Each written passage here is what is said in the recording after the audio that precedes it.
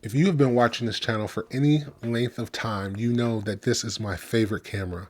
This is the Sony A7C. I take it with me all the time. It goes with me everywhere. It is my everyday camera. And with the rumors of an A7C Mark II on the horizons, I thought it would be fun to talk about what it would take for me to upgrade. Let's get into it.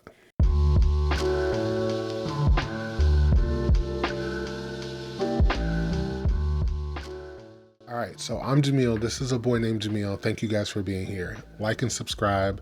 Let's get into it. We're not going to talk about the A7CR. We're not going to talk about the high resolution camera just because I already own an high resolution camera with my A7R4.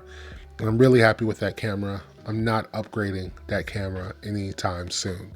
But in A7C Mark II, the number one thing that I'm hoping they give us as an upgrade is a better sensor. I am hoping for the sensor that we have in the A7 IV.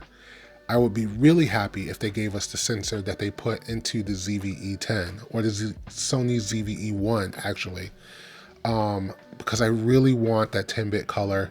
I'm not so interested in, 120 frames per second for slow motion, but I would like, 60 frames per second without a crop.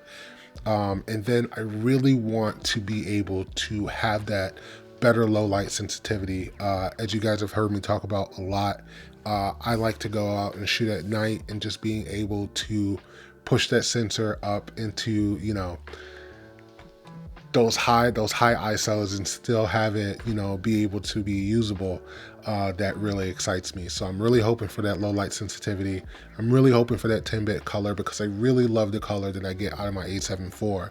And just having that sensor would allow me to use my A7 IV as a true A camera, and then use my A7C Mark II as a true B camera, and not have to spend so much time in post, on matching these two images. So that's the first thing that I would love to see as an upgrade. The second upgrade I would love to see is just two minor hardware upgrades. The first one I think is super minor, and I know that they can do it. I would love to have that front dial on the front of this camera like they put on the new Sony A6700.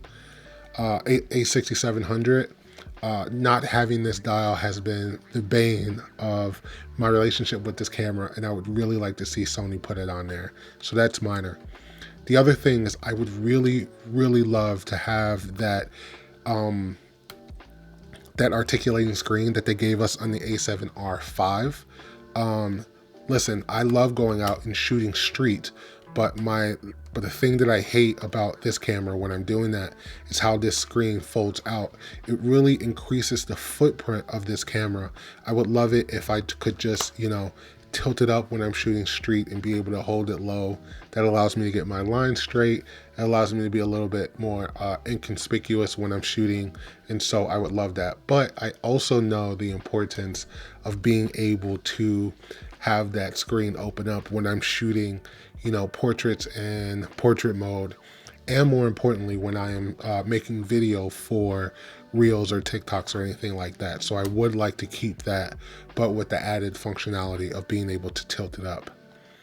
If you guys are liking this video, if you guys like what I do here, please just think about subscribing to the channel, leave a like, and then leave a comment down below. Let me know what you guys are hoping for in an A7C Mark II or an A7CR. And then, yeah, that's it. The last thing that I would really like for them to give us in an A7C Mark II is just all of the touch functionality on the screen that they've given us in the Sony ZV line of cameras, those vlogging line of cameras. I would love to be able to just, hit the front of the screen to start recording, or to change my shutter speed or my ISO, or, my f-stop, just all of those ones that they have on those vlogging cameras. I didn't know that I needed that functionality until I started, testing out the ZV-1F, but having all of that just at your fingertips to be able to, operate the camera when you're in front of it instead of trying to, figure out the buttons back here like I normally do would go a long way. to making the A7C Mark II pretty perfect. So those are the three major things. There are some minor things that I would like to see, but it's not really deal breaker for me. And it's probably not going to sway my decision either way if those other three things aren't changed. So in no order of importance, I would like to see a better EVF on this camera. That's not super important because I don't use the EVF a lot when I'm using this camera. So it's not super important, but maybe an eye cup that's like removable would be really cool. Improved resolution on this back screen. Sony makes some of the best TVs on the market. I don't understand why they can't get the screen right. It's not super important to me, but I would like it if it were a higher resolution screen.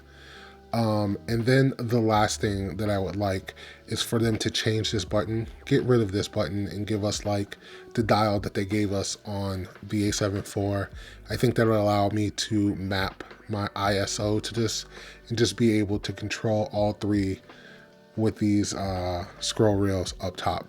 So that's it. That's all it would take for me to upgrade to the A7C Mark II. And I'm hoping for those changes.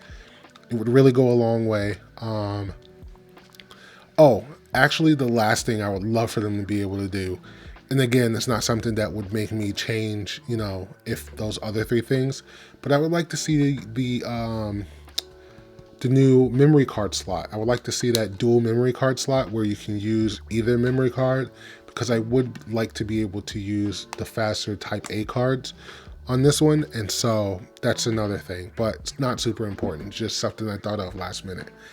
Anyway, that's going to be the totality of this video. Let me know what you guys think down in the comments, and then yeah, let's talk about it. I'm Jamil, this is a boy named Jamil, and I'll talk to you guys in the next video. All right, peace.